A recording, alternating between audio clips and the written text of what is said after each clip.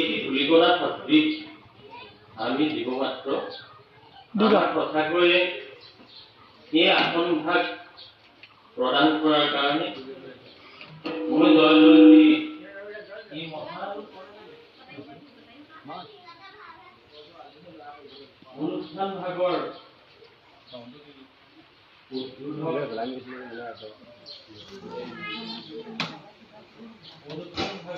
যিসকল প্ৰয়োজক উদ্যোক্তা তেখেতসকলৰ যিখনত মই প্ৰথমতে সেৱা জনাইছোঁ।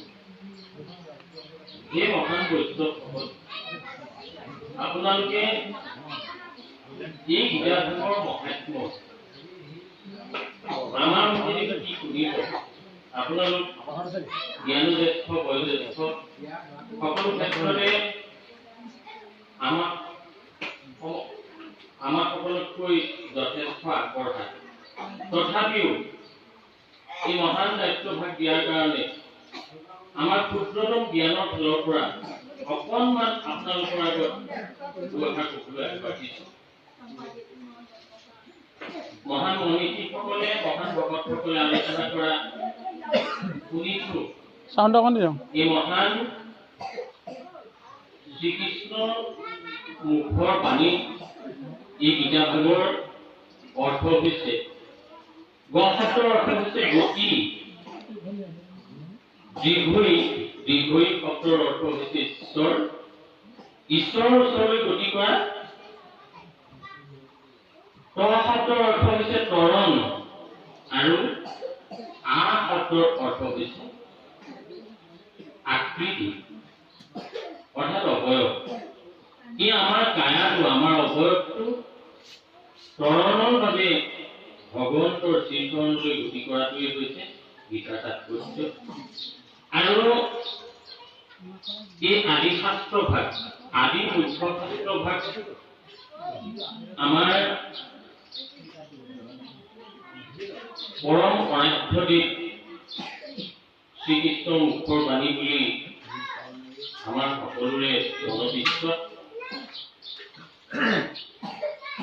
এই গীতাভাগৰ প্ৰথম আৰু প্ৰধান উদ্দেশ্য হৈছে এক ধৰণ একতে ব্ৰতী হৈ থকাটোৱেই এই গীতাভাগৰ মুখ্য উদ্দেশ্য বুলি আমাৰ জ্ঞানৰ ফালৰ পৰা আমি ভাবিছোঁ। গতিকে আমাৰ ইয়াতে এই বৈকুণ্ঠসকল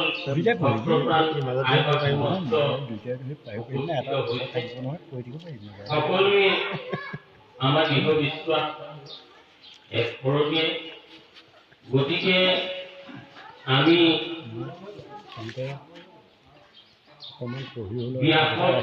বেদৰ জ্ঞান দিয়াৰ নিচিনা কথা হৈছে। ব্যাসদেৱক বেদৰ জ্ঞান দি যেনেকৈ একো লাভ নহয়, ঠিক আপোনাক মহামহানতৰ আগত ক্ষুদ্ৰতম কিছু জীৱই কিনো এই মহান শাস্ত্ৰৰ বিষয়ে গঠিত কৰিম। তথাপিও এই মহান অনুষ্ঠান ভাগি আয়োজন কৰা আয়োজকসকললৈ মই পুনৰবাৰ নমস্কাৰ জনাইছোঁ, সেৱা জনাইছোঁ। এই ভাগৰ জৰিয়তে সঁচাকৈয়ে ইয়াত উপস্থিত সকলৰ বাহিৰেও এই গোটেই অঞ্চলৰ ৰাইজৰ সমাজৰ উপকৃত হ'ব বুলি আমাৰ ধাৰণা। মহাপুৰুষৰ মুখৰ বাণী শাস্ত্ৰৰ উত্তম গীতা ভাগৱতৰ ধৰ্মৰ উত্তম নাম দেৱৰ উত্তম দৈৱকী নন্দন স্মৰণে কৰোঁ কৰা। গতিকে আমি আমাৰ আদিৰে পৰা আমাৰ ককা আৰু ককা দেউতা আদি ককা দেউতাসকলৰ মুখৰ পৰা শুনামতে জনামতে এই মহান শাস্ত্ৰ বিভাগে আমাৰ হিন্দু সমাজৰ মাজত যথেষ্ট ওপৰৰ আৰু আগবঢ়া। গতিকে এই মহান অনুষ্ঠান ভাগৰ আয়োজকসকল লগতে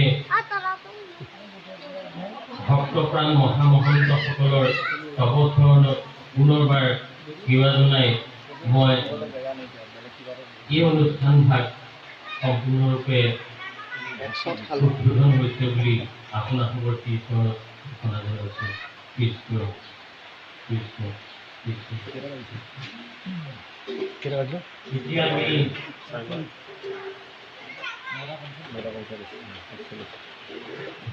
এই মহান আত্মভাগ পাঠৰ কাৰণে আগবাঢ়িছোঁ।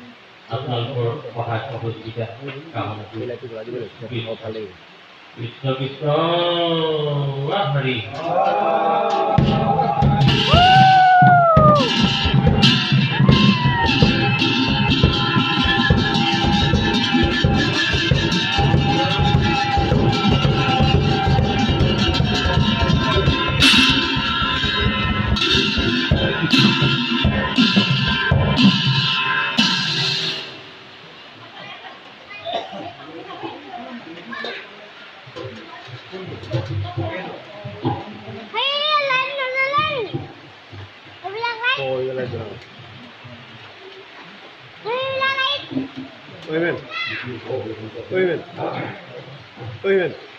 এইটা লাইট জ্বলা না তুমি লাইট এই কুসুমখান জ্বলা না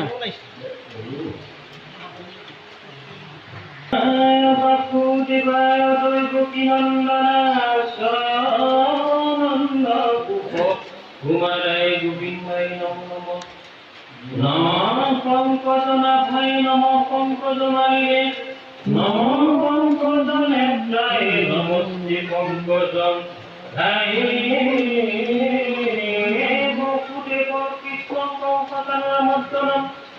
দেবকী হৃদয়ানন্দং কৃষ্ণং বন্দে জগদ্গুরুং হরে রাম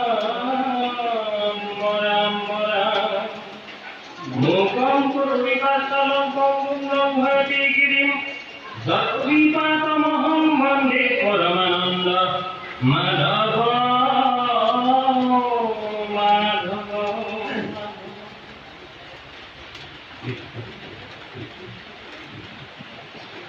কৃষ্ণ কৃষ্ণ কৃষ্ণ শ্রীকৃষ্ণায় নমঃ। শ্রীকৃষ্ণ গীতা মঙ্গলাচরণ গুরু।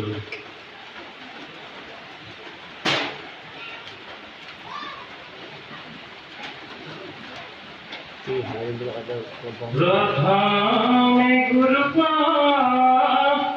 নমস্কার করো হীরা দিয়া চরণ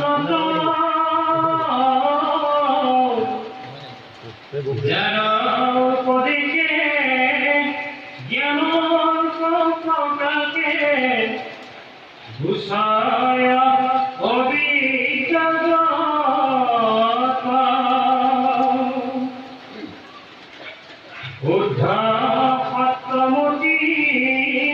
কৃষ্ণ ভগবতী আর পদ্মে নিষ্ঠা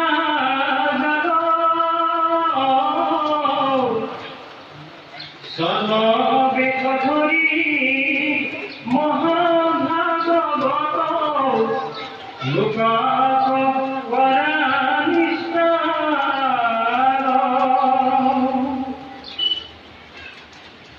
কৃষ্ণ পাদ পদ্ম মকরন্দ প্রাণে ভক্তি ভাবে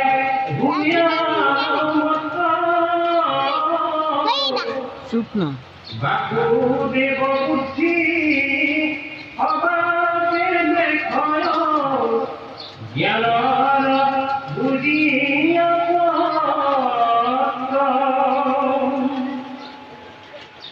কায় বাক্যমনে গুরু শরণে নদী কর থাকি দূরে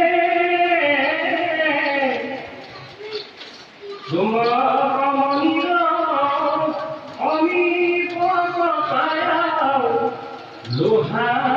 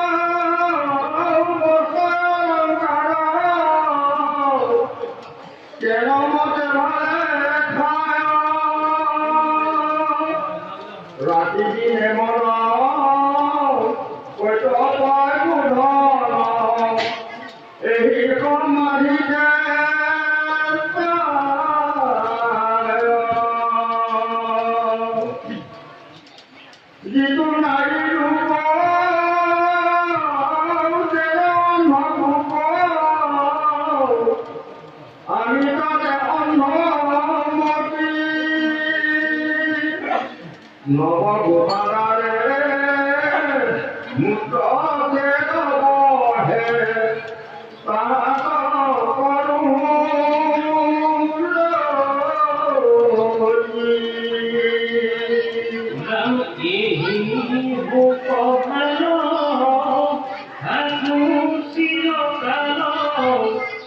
যেন স্বপ্ন পরায়ণ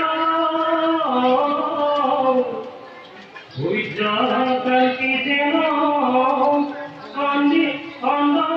রশ্মি পাইলে সন্ধ্যা বেলা কলিতায়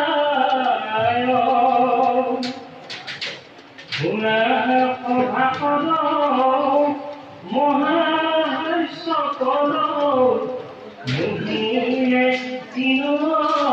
জ্ঞানে জলমলদারে দুয়ুতা দুর্গন্ধ প্রভু তাকে কুসুমানে করার জীব বিহার করিয়ানি তাকে কর বহু ভুব তাহা করা গিয়া বাপ মায়ের এজয় বন্ধু বান্ধব স্নেহ অমেলাল মুখে শুনবি প্রিয় অমৃত